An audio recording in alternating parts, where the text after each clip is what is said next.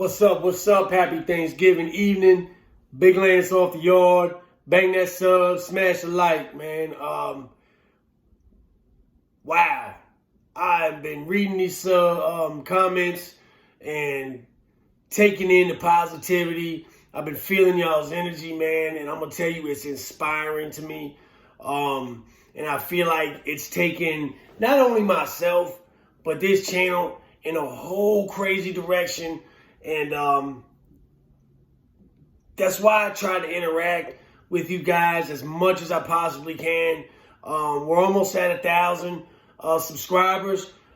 I feel like the more we get, the more this message gets out, and the more people we can save, man. Real quick, I'm thinking about doing like a daily inspiration thing in the morning times. You know, I get up real early in the morning, and usually like 4:30, and I kind of meditate on shit, and I got a lot of thoughts in my head early in the morning. I'm thinking about doing little videos, but I really want to ask you guys, the people that watch my content, if that'd be something you'd be interested in seeing. If so, let me know. If not, cool. You know, this is all a trial and error thing for me, so, you know, this is my first experience with a YouTube or any social media, you know. So yeah, just let me know, you know, because sometimes it's cool to wake up and get that dose of positivity, you know, and get that dose of inspiration. And I feel like not only is it therapeutic for me, but there might be someone out there that needs it, and that's who I want to reach. So, like I said, just let me know in the comments, man. As I was spending time with, I don't really have family, but, you know, my wife's family, they're awesome people. And as I was over there today and seeing the love and embracing all that, I got to thinking about how these holidays were for me before I went to prison and the life that I was leading. And I want to say that it was really lonely, man. Like, instead of sitting at a table with ones I loved and cared about, I'd be in a bar, or I'd be in some shitty motel room, either down in a bottle or cooking a spoon, you know. So I want y'all to know, especially for the people that's struggling right now, this minute, that's watching this video, man, there is hope, man. There is life after this bullshit.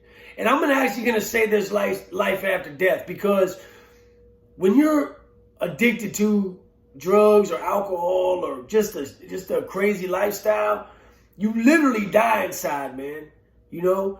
And there's no happy ending if you continue that. If you continue the process of masking your emotions, and you continue the process of not dealing with life with a sober mind, then you're going to either die or go to prison, maybe both. So, like I said in the last video, man, you need to wake up tomorrow morning, start this train of thought right now of loving yourself, man. I'm going to give you a little bit of history.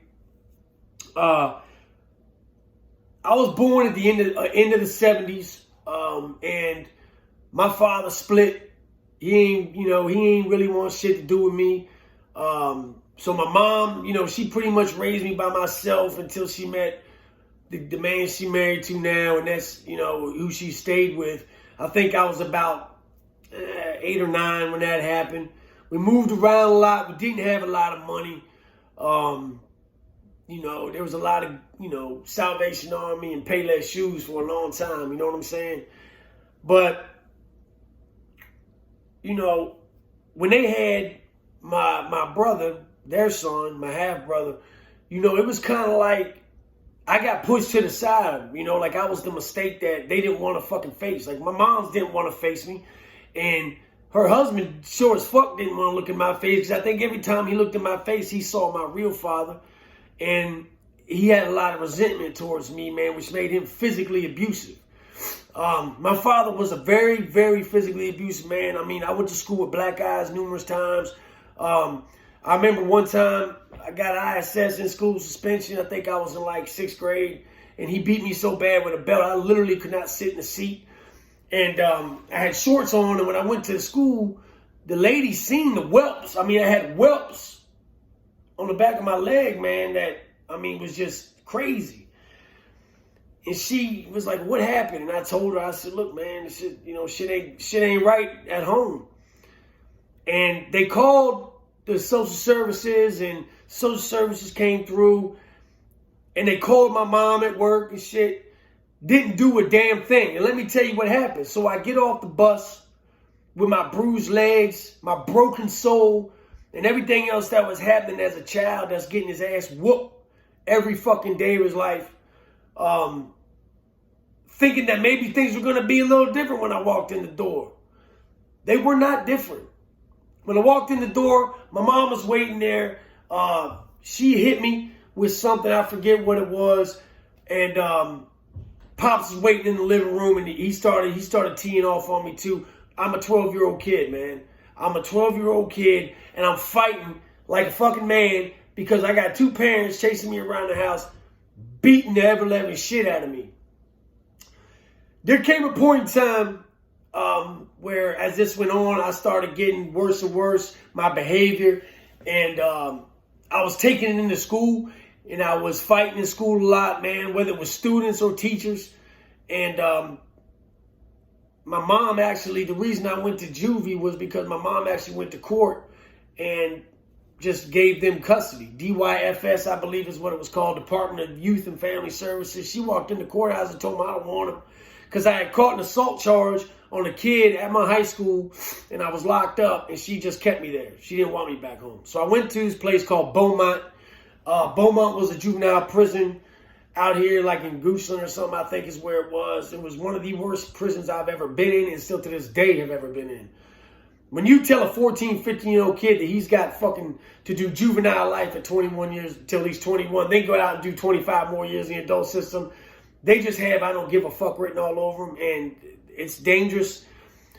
I spent, a couple years there, and I really believe that was the real. I had been to juvie a couple times. I'd been to a couple fucking hospitals for my behavior, and I believe that this point in time was when my way of thinking started changing. I became institutionalized a little bit, and when I came home, all these kids were upset about their mom and dad not buying them a new car or normal kid shit, Where me, I was like, yeah, let's get out of fucking prison. And so ended up leaving when I was about 17. I had nowhere to go, and I was living in like abandoned houses, here and there, some shack I would find, or fuck. I remember one night I climbed up on the roof of a Pizza Hut, and they had these heating things up there that they use for the ovens and stuff, and it was cold outside. I remember burrowing in beside them, in between these two fucking like metal tin things, and sleeping there. And this is a 17-year-old kid. I'm not a man for real. I'm not a grown. Mentally, I'm not grown. Emotionally, I'm not grown. But I'm out here in the fucking street, sleeping outside like a fucking dog. Well, I kind of just gave up. I checked out, and that's when I caught my first case.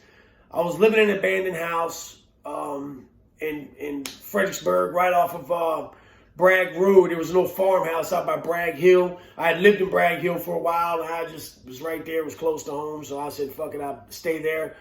And I invited this kid back to the house I was staying in. He had just got his income tax return check. The whole plan was to get him out there, cash the check. Me and my buddy was gonna rob him, basically.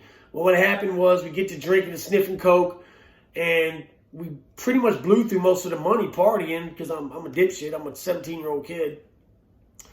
Well, I end up snapping. I beat the dude up real fucking bad, to the point where I thought he was dead. So when we took his wallet, I took his car. I left him in that abandoned house. And I stole his car, and we were back on this farmhouse. So I'm driving out.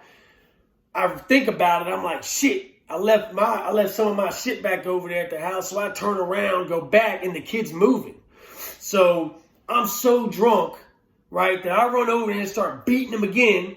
And it's to the point where, like, he stops breathing, he stops moving.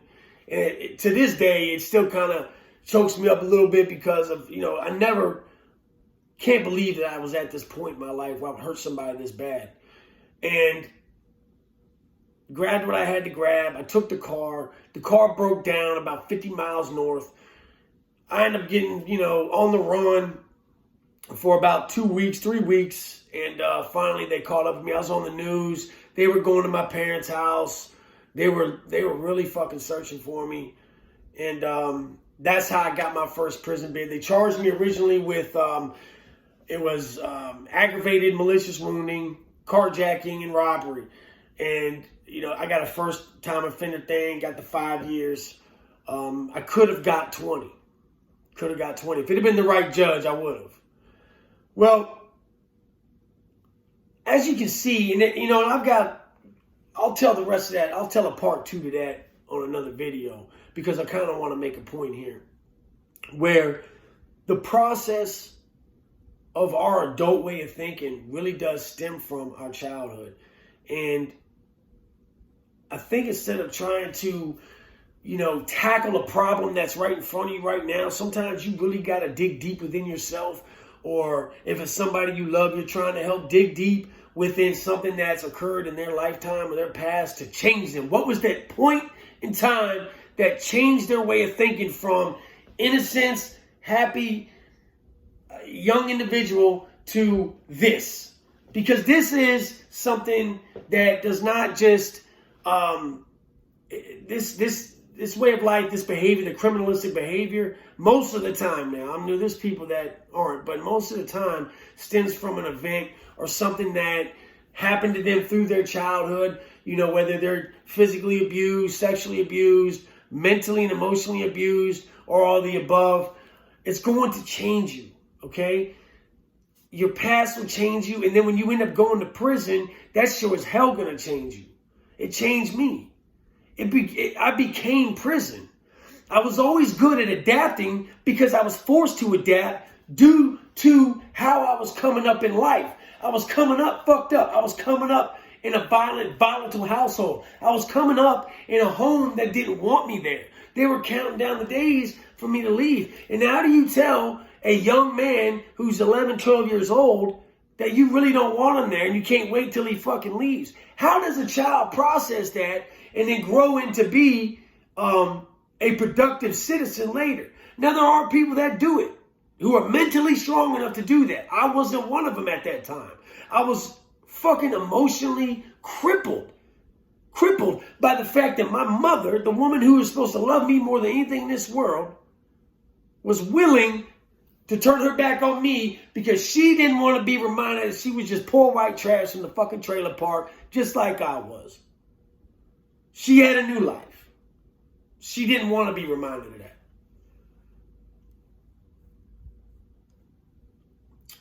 So if you step back and look at it, and if you're dealing with demons, drugs, alcohol, whatever, and you're feeling yourself sinking deeper into that dark abyss that is addiction, and drug addiction, people say it's a disease, it's this. Man, drug addiction, I believe, comes from just masking and hiding pain for so long that you forget what it's like to see through clear eyes. You forget what it's like to not wake up dope sick. I remember when I was strung out on dope, when I was dope sick, my legs would hurt real fucking bad, man. And I used to literally sit in my car waiting to cop dope or being whatever, trying to find some dope, and I would look at people's legs and be like, man, I wonder if their legs hurt like mine.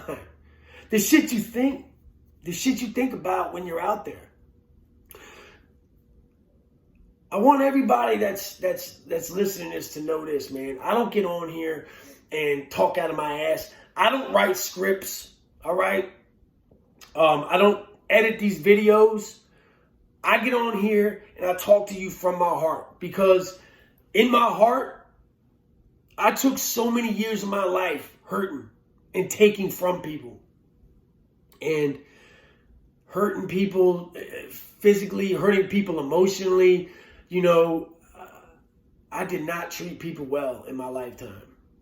And now I want to spend this time and opportunity that I have to help uplift. And I don't go in here and try to make this thing like a movie. And I don't go in here trying to say things that's going to get me subscribers so I can get paid and all that shit. I want you to know, man, that it's all about knowing that maybe one of these videos, man, one of these stories, you know, one of these prison tales might change one person's life. One person. And if that's you today, man, then cool. Cool as shit. You know, I put the workout videos on there, man, and listen, I'm not no great, super in shape dude. I'm not a personal trainer. But I feel like if you're going to grow spiritually and you're going to grow mentally and you're going to grow emotionally, why not do a few things to make yourself feel better physically, man? You know what I mean? I know how to do a few workouts. I worked out in the penitentiary. You know what I'm saying? And today, this day, I'm not doing things that's going to put me back in the penitentiary. Because it's not somewhere I want to go. It's not somewhere I want you to go. I don't want your kids coming to see you through that glass. I don't want your family to have to get searched to come visit you in a fucking prison visiting room, man. I don't want you to watch your kids grow up in photos like I did, like a lot of the subscribers on this channel did. You know, I've looked at some of the subscribers on this channel, man. There's some solid motherfuckers on here, man. You know, I've seen the pictures and stuff. They look like dudes look like me, you know? And, a lot of people say, oh, why don't you address the people that's on here hating on you and all that? I don't care about that shit for real. You know what I mean? I don't. It's not my intention to get on here and, for one, argue with people who, honestly, if they was put in a cell with me, would have been in trouble. I'm not going to get on here and pick little arguments with these other YouTubers because that doesn't benefit me and it doesn't benefit you guys, man. Fuck that shit. Fuck that shit, man. We're better than that, man. The Off the Yard family is better than that. We're not going to waste our time, dude. We're going to live with purpose, with drive, and discipline, man. That's how we're doing it. So, make a part 2 of the childhood video and all that because I wanted to make sure I got this out there tonight. For anybody that's on here in this holiday alone and you feeling like don't nobody care, I do, man. All right? Not to sound cliche, but I really do care. And if you're watching this, I'm going to keep my comments on for a while before I got to work in the morning. But if you just need someone to chop it up with and talk to tonight, man, I'm right here. All right? It is what it is, bro. So I love each and every one of y'all. I thank each and every one of y'all for watching these videos. And I really do hope that something, you get something out of it. We're almost at 1,000 subscribers. That's awesome. Let's get 10,000 more. Let's help everybody. Let's save lives, man. All around the world. I just got the new camera. I'm learning how to do all this stuff, man. So you're going to have to be patient with me. And let me get it all together. I know a lot of y'all have been hitting on me like, hey, man, you need to fix that lighting. You need to fix your grainy ass videos. It's my iPhone, man. That's all I got right now. So, all right, man. Once again, I'm going on 23-1 with Death this weekend. Keep your eyes open if you're subscribed to him. And like I said, let me know about the daily inspiration videos because it's something I'm really thinking about doing, man. If you're thinking it might help out, cool. Leave it in the comments. Till next time, stay up, stay out, be positive, and don't go to jail, man. Stay free.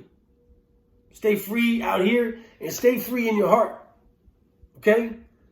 Don't put your heart and your emotions, your soul in chains with addiction, with anger, with fucking criminalistic behavior, man. There's other ways to get money. There's other ways to deal with pain and anything else that comes across your path in life, man. I promise you. You'll find it. You just got to look. It's right in front of you, man. All right? Love y'all.